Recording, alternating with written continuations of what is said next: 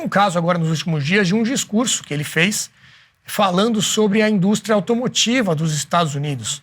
Uma pegada ali até protecionista, mais nacionalista ali dos empregos, né? Ele tem esse lema Make America Great Again, que é botar os empregos nos Estados Unidos para os americanos. E tem um trecho dessa fala que foi muito tirado de contexto por quase toda a imprensa americana e também a brasileira. Nós vamos colocar o discurso todo do Trump e depois como isso foi noticiado na imprensa. Mexico has taken over a period of 30 years 34% of the automobile manufacturing business in our country. Think of it, went to Mexico.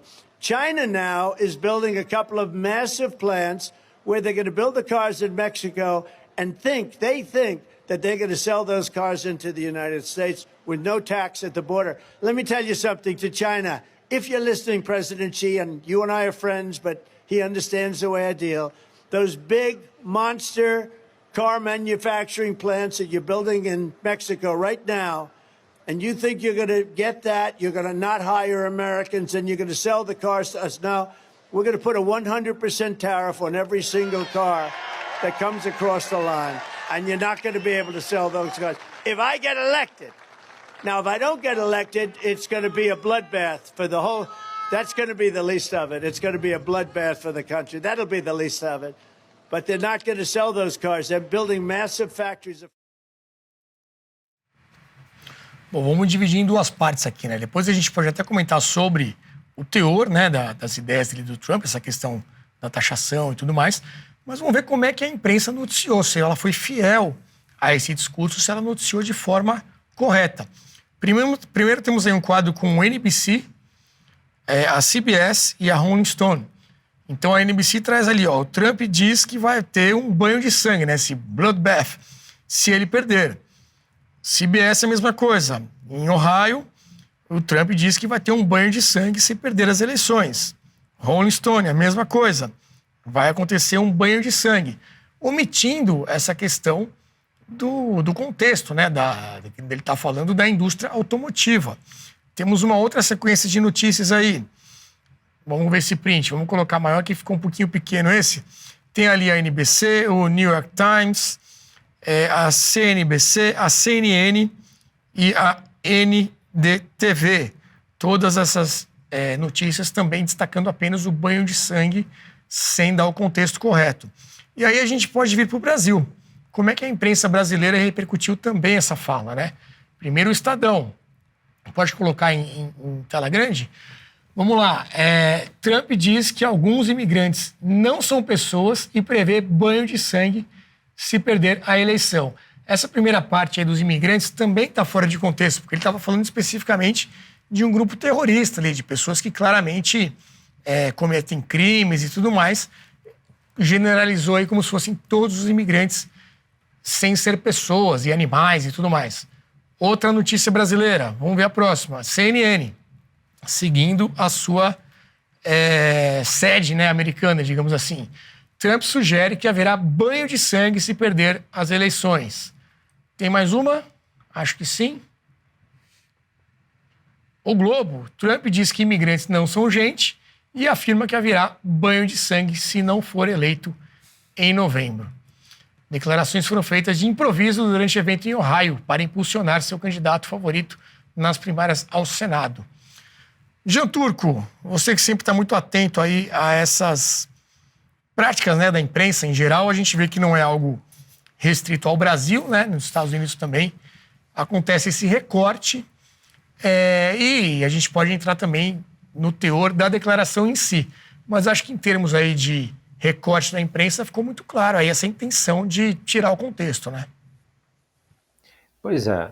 Não, sobre o mérito, ele é um protecionista, já tomou algumas medidas protecionistas durante o governo dele, mas realmente essa não é a notícia, né? A coisa interessante, obviamente, é essa deturpação total da fala dele. Obviamente não é casual, né?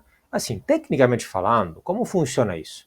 Nenhum jornalista que escreveu aqueles artigos lá ouviu o discurso dele. Como funciona é o seguinte, existem agências de imprensa, como a United Press, French Press, etc., que manda a notícia, chega nos computadores dos jornalistas e eles se limitam a relatar a notícia, ao ponto que vocês mesmos viram que em muitos casos os títulos eram iguais, similares ou até idênticos em alguns casos, a mera tradução. Okay? Então, em parte tem isso, ou seja, eles não viram, realmente não checam a fonte. Isso ainda, claro que não deveria acontecer, ainda mais, infelizmente, num contexto de crise econômica da mídia. Então, realmente, onde eu conheço muitos jornalistas, fico em contato com eles semanalmente, é um contexto no qual eles, coitados, realmente a quantidade de trabalho que eles têm que fazer aumenta sempre mais, a quantidade de temas, a variedade de temas que tem que cobrir a mesma pessoa se amplia sempre mais. Então o cara não é especialista de todos os temas, não tem como ser. Ele tem que cobrir desde eleições nos Estados Unidos até eleições domésticas, esporte, economia, etc. E tal. Então, para facilitar, para tornar mais rápido, ele simplesmente se limita a copiar, olhar a agência e relatar, colocar o mesmo título. Segundo, obviamente, pode existir também uma questão de sensacionalismo típico da mídia e de querer fazer clickbait, de querer cliques. Então, se você colocar lá essa palavra, né, banho de sangue, obviamente vai ter mais cliques, mais visualizações. Isso tentando ler assim, da melhor forma possível, dando o benefício da dúvida a eles. Mas, evidentemente, nós sabemos que estes erros acontecem sempre e só do mesmo lado. Então há uma questão ideológica, política, facciosa, militante aí claramente muito explícita. E para isso eu diria que a mídia está vivendo, de forma geral, um pouco no mundo inteiro, uma grande crise existencial. Né? Desde o advento das redes sociais, a mídia está precisando se reciclar, se reinventar. Porque muito espaço foi tomado pelas redes sociais. As pessoas se informam sempre mais pelas redes sociais. Então eles perdem público, quantitativamente falando. Eles perdem dinheiro de propaganda, de publicidade, quantitativamente falando. Aí apelam para estratégias deste tipo. E existe um fenômeno, além da questão econômica de perder dinheiro, um fenômeno social, que para mim é muito bem explicado por Neil Ferguson. Neil Ferguson é um grande economista, historiador da economia contemporânea, escocês muito famoso, muito bom, que escreveu várias coisas, escreveu um livro interessante, se chama A Praça e a Torre. Na Praça e a Torre ele alega o quê? Que as mídias sociais, em lugar de, nos anos 90, começo dos anos 2000, as pessoas achavam que vai ser toda uma grande praça online, uma agora, onde as pessoas vão poder debater, dialogar, e aí nós dessa forma chegaremos à verdade. Aí democracia, a democracia participativa, a democracia deliberativa, online, nós conseguiremos fiscalizar, acompanhar o debate público e dessa forma, trocando mais ideias numa praça maior, online, nós conseguiremos nos aproximar da verdade. E ele mostrou, olha que não é bem assim. O que vai acontecer, na verdade, é o contrário. As pessoas vão se fechar em bolhas, em grupos pequenos. Por quê? Porque as pessoas, que nós gostamos ou não, as pessoas querem se agrupar com seus similares e não com o diferente, certo ou errado que seja. Então, internet dá a possibilidade de você achar mais pessoas similares a você. E aí você se fecha naquelas bolhas, que é um pouco o que falamos, de cada um viver na sua bolha, e aí daqui a polarização, e aí esses jornais estão falando cada um para seu público. Estes jornais são todos jornais de esquerda que estão falando para seu público, não estão interessados em dar notícia da forma mais correta, mais racional possível. Estão interessados em confirmar o viés ideológico, a narrativa de seu público, em reter aquele público. E aí isso acaba contribuindo para cada um se fechar ainda mais nessa bolha, porque depois quem lê aqueles jornais, lê isso aí. Quem acompanha Brasil Paralelo, ouve exatamente o contrário. E os dois públicos, infelizmente, não se escutam, não se conhecem, não dialogam, né? Então há essa polarização. E isso, obviamente, é muito, muito negativo, muito prejudicial. E há um último fator, que, a meu ver, é muito importante, que é a mão de obra mesmo, o grosso, a quase totalidade, diria, dos jornalistas, não só aqui, mas também nos Estados Unidos, tem aquela formação, tem aquela visão de mundo. Jonathan Haidt, no livro The Coding of American Mind, mostrou muito bem como a grande maioria, quase totalidade, dos alunos, estudantes universitários dos Estados Unidos nas últimas décadas estão sempre mais à esquerda, sempre mais de forma unipolar, e há sempre menos diversidade. Então, especialmente na área de ciências sociais, que é quem vai ser jornalista, a formação é essa, é univocamente essa. Então, jornalistas dessas redações, às vezes até sinceramente pensam isso. Eles já têm um viés que faz com que acabem deturpando isso. E, obviamente, isso é muito prejudicial ao debate público e à verdade, né? Faz um desserviço à verdade. Teve até uma charge que circulou, ilustrando esse momento aí do Trump. Vamos colocar aí na tela cheia. Tem ali o Trump fazendo o discurso, né? Tá em inglês o desenho. Se eu não for reeleito, vai haver um banho de sangue na indústria automotiva. Foi o que ele falou. E ali embaixo a imprensa cortando a última frase, né? Se eu não for reeleito, vai haver um banho de sangue. Luiz Felipe, essa eleição dos Estados Unidos promete também, né? Em termos aí de guerra de narrativas, como o pessoal gosta de falar. Eu estou curioso para saber porque o Trump está assegurado, praticamente, dentro do Partido Republicano. Está assegurado como sendo um líder necessário para não só os Estados Unidos, mas por a maior parte do mundo. E em vários quesitos, né? Quesitos geopolíticos, quesitos econômicos, quesitos diplomáticos, etc. Agora, o que fica a minha dúvida aqui é como a esquerda e o Partido Democrata vai reagir a esse desafio, porque de fato o Biden ele é um incapaz. Ele é um incapaz. Parece um assunto que a gente já teve aqui, né? O que a esquerda vai fazer? Pois é, que volta esse. Mas aí que tá. Isso que eu vejo como. Eu vou dar um pouquinho aqui de. Vou jogar uma pitada aqui de polêmica, tá? Conjecturações, não vou dizer que são fatos. Com relação ao Macron, por exemplo. Que o Macron botando um outro líder aqui, que é um líder que não acredito que seja um líder do centro-direita, do centro, sempre foi de esquerda, foi ministro das Finanças do Hollande, que era socialista, casado com uma senhora de uma circunstância até meio estranha. Ela também tem uma série de dúvidas ali com relação a como é que ela conheceu o Macron. A mesma coisa se tecemos ele com relação ao Obama, de onde que ele nasceu, quem é a minha mulher dele, se é mulher mesmo. Então, todas essas dúvidas me vêm à tona agora.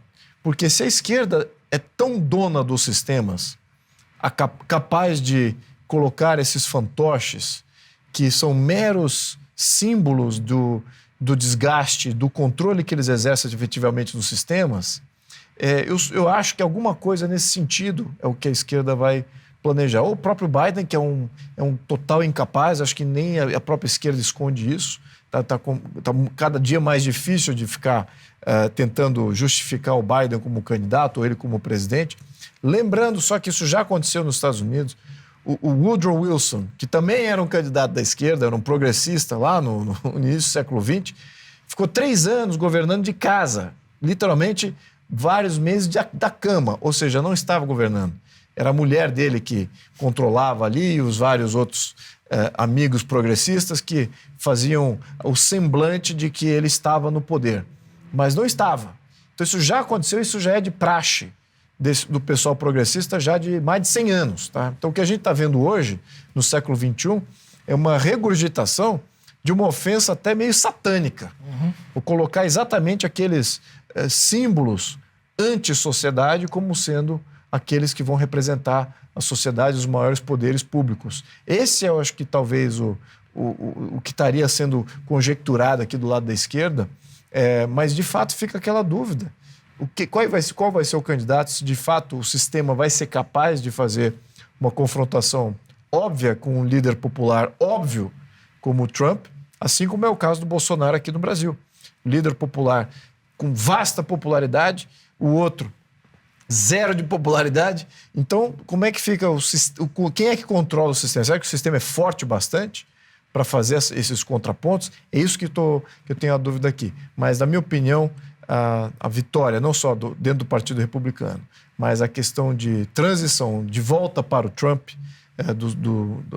da presidência nesse ano, ela está se consagrando. Então, isso, de certa maneira, me deixa muito tranquilo nesse ponto, muito receoso com relação ao que a esquerda pode aprontar no inteirinho. Perfeito. A gente falou de como a imprensa noticiou, né, esse discurso. O Luiz Felipe falou muito do Biden. Vamos ver como o Biden também, se ele entrou nessa onda aí, depois dessa fala do Donald Trump. O que o Biden colocou no X, no antigo Twitter, a respeito disso. Now, if I don't get elected, it's going to be a bloodbath for the whole... That's going to be the least of it. It's going to be a bloodbath for the country. That'll be the least of it. Então você vê, ele repetiu exatamente a mesma estratégia ali, né? Cortou, colocou só o trechinho ali e disse que é uma ameaça e tudo mais, mas que os americanos não vão seguir nessa linha. Então estão bem alinhados ali, né, Lobauer? Primeiro eu queria cumprimentar o amigo Jean Turco, que fez uma análise espetacular. Eu acho que ele falou exatamente um pouco, ele deu as nuances, né?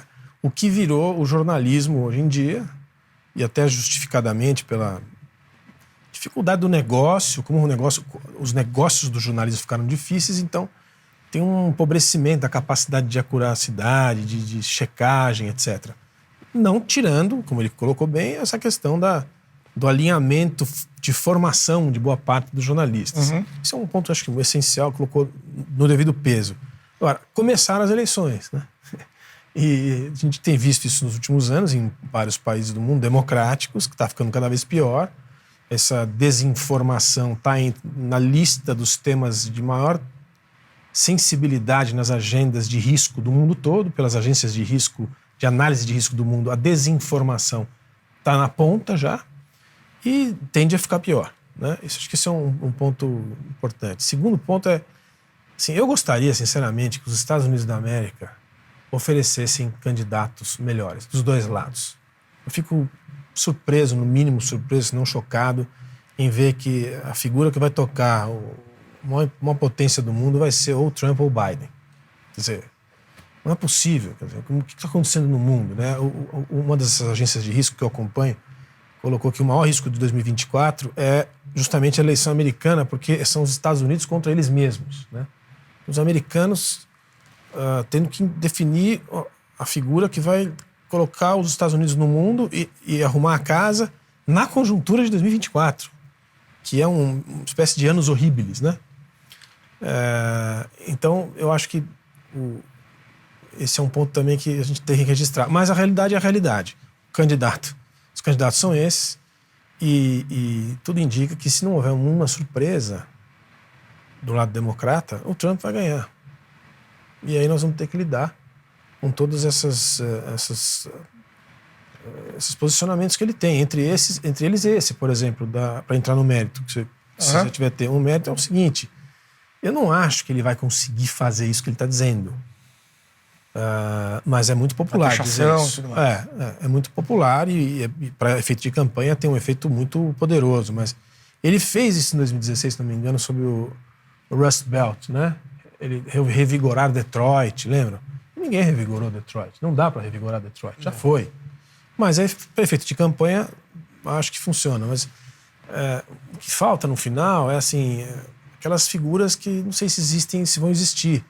Figuras maiores, né? Ainda mais para um país como os Estados Unidos, né? Outra figura que estava tentando disputar é o Ron DeSantis, né? O governador da Flórida. Mas o Trump atropelou todo mundo ali, né, Luiz Felipe? Acho que o Trump foi um grande erro de alguns candidatos ali, que o DeSantis não deveria ter saído candidato à presidência. Para ele foi um desgaste absoluto, na minha opinião. Perdeu e talvez se recupere no futuro, porque obviamente que o Trump já está com muita idade e precisamos de líderes no futuro. E o DeSantis se coloca aí muito bem com relação a isso. Então, acho que isso que eu diria que é uma questão, é uma característica de populismo, né? O populismo, ele sufoca, ele converge tudo em favor dele, é um fisiologismo extremado, e todas as lideranças que possam vir a disputar aquela simbologia concentrada, aquelas que venham disputar são automaticamente aniquiladas pela opinião pública e demoram aí para reconstruir as suas funções. Então, mas o momento é esse, porque o momento político do mundo ele é de populistas, né? Lembrando que o populismo é popular. Então, sim, ele carrega um tom pejorativo, né? Não é do tom. Exatamente. Eu acho que quando você tem a grande diferencial aqui, vamos definir bem aqui o que eu penso. Populismo, você se serve de crendices e realidades e aspectos mitológicos da atualidade para convergir, concentrar e adquirir poder. Então, o populismo faz isso. Liderança cria, projeta uma realidade que ainda não existe e tenta liderar o seu povo para essa nova realidade. Então, quando nós tratamos aqui e falar que alguém é populista, então não é necessariamente um líder. Certo. Né? É isso que eu acho que a gente é um líder popular e não um líder ideológico. Né? Lembrando aqui que as duas coisas não andam juntos necessariamente. Quando andam, entram nos livros de história como sendo grandes estadistas. Que sorte, Quando andam, são aqueles grandes estadistas que são referências para tudo e todos, e tem aí Marco Aurélio do Império Romano, você tem, no século XX tem uns 2 ou 3 que podemos pontuar, não quero entrar em polêmicas aqui para não devanear aqui no tema. Então, quando nós todos aqui convergimos e falamos, o Trump é um líder populista. É negativo isso? Não, não é. Por que não é negativo, dado o contexto? Porque o Estado americano, o regramento jurídico americano, as políticas que essa burocracia putrefata que tomou conta do sistema norte-americano precisa ser revista. E só um cara como o Trump para vir romper e começar a questionar tudo. Tem e que colocar risco, como eu já havia apontado. No modelo americano, ele como presidente, e o modelo é presidencialista, não é esse modelo nosso aqui, mas eu sou contra o modelo presidencialista, mas no modelo presidencialista norte-americano, ele pode zerar da noite para o dia o quanto que essas agências todas que criam o problema do deep state norte-americano, do quanto que elas se locupletam do erário público. Pode zerar o orçamento. Então, zero orçamento do FBI, zero orçamento da CIA, zero orçamento das Forças Armadas. Ele pode fazer isso. Pode ter um lockdown aí completo e falar, olha, comigo, na canetada por decreto, eu vou zerar aqui o orçamento. Ou pode até extinguir algumas agências. Então, ele tem esse poder, como tinha os outros bilionários que entraram para o sistema norte-americano, né, que geravam muita preocupação dos burocratas. Isso tem sido a tradição no século XX, começando com Theodore Roosevelt. Roosevelt era o primeiro Roosevelt, né? É um bilionário que veio para fazer um ataque contra os oligopólios, e conseguiu. Exatamente. Esse é estadista. Esse é estadista, exatamente. Ideólogo e também popular. Juntou as duas coisas. E mudou os Estados Unidos. Então, esse sim, era não só populista, mas também era um ideólogo projetando uma nova realidade. Ele conseguiu fazer grandes mudanças. Assim como teve outras mudanças que aconteceu no sentido... o Kennedy, por exemplo, vamos botar o Kennedy do Partido Democrata, que por acaso era do antigo Partido Democrata, né? O Partido Democrata mais da direita, do liberal clássico, né? Não do que é hoje. Mas ele também veio de uma família abastada e ele falava nitidamente que ele era contra essas organizações não eleitas, definindo as opções para o povo americano. O Deep State já estava em ação nos anos 60, né, do pós-guerra, sobretudo. Imagina ele olhando hoje, né? Exatamente. Então, o Trump ele vem com essa narrativa e veja quem ele criticou no primeiro mandato dele. Ele criticou os Bush. Ele criticou a família Bush. Quem foi o primeiro Bush? Foi líder da CIA. O primeiro Bush foi líder da CIA que recebeu dinheiro árabe até para as suas campanhas, para a campanha do filho. Então, ele não estava completamente isento ali no seu pleito. Quem que ele representava de fato? O povo americano ou os grupos de interesse? Então ele criticava os Bush, o Jeb Bush depois que foi contra ele durante o primeiro pleito. Então esse que eu diria que é o bom, o benefício de ter uma pessoa como o Trump é de questionar a organização das instituições tal qual elas se apresentam. Porque de fato aqui na nossa leitura, eu acho que é o comum também de quem nos assiste, de que temos no Ocidente as organizações de Estado completamente se desvirtuaram. Estão aparelhadas, foram para um lado de totalitarismo, de controle social, de controle da economia, de controle de opções. É isso que a gente vê no Ocidente. E precisamos, no mínimo, ter a liberdade de fazer uma crítica, né? E no máximo, quem sabe, eleger alguém para mudar tudo isso.